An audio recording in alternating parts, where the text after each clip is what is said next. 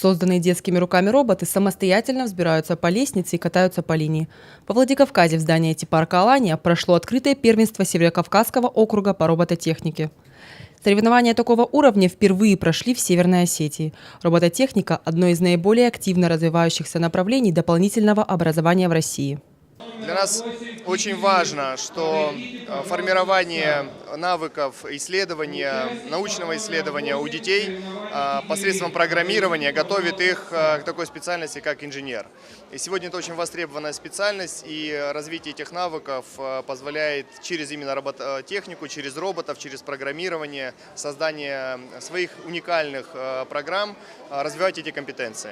Первые соревнования по робототехнике в Северной Осетии прошли в прошлом году. Они и дали толчок к развитию этой дисциплины. Возраст участников этого первенства от 7 до 17 лет. Ребята сами программируют своих роботов для участия в 4 различных категориях. В результате соревнований в 2 номинациях победу праздновали юные механики из Северной Осетии. В 2 других победы остались за ребятами из Чечни.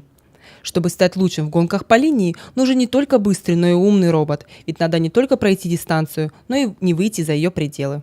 Я первый раз на соревновании по робототехнике. Сегодня я выиграл с временем 22 секунды. Я готовился примерно месяц.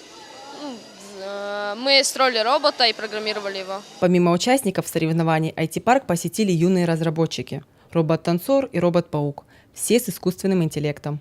Они созданы на основе конструкторов Лего.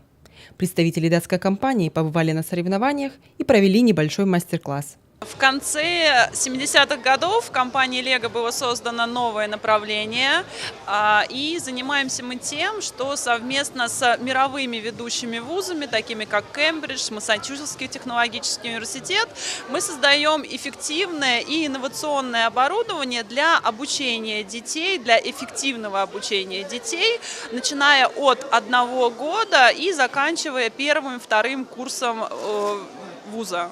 Молодые механики и программисты теперь примут участие в фестивалях европейского и мирового масштаба. Помимо этого, в республике уже создается стратегическая программа по поддержке талантливой молодежи в науке и технике. Ангела Кубалова, Влад Туаев, Тимур Мазаев, Осетия ТВ.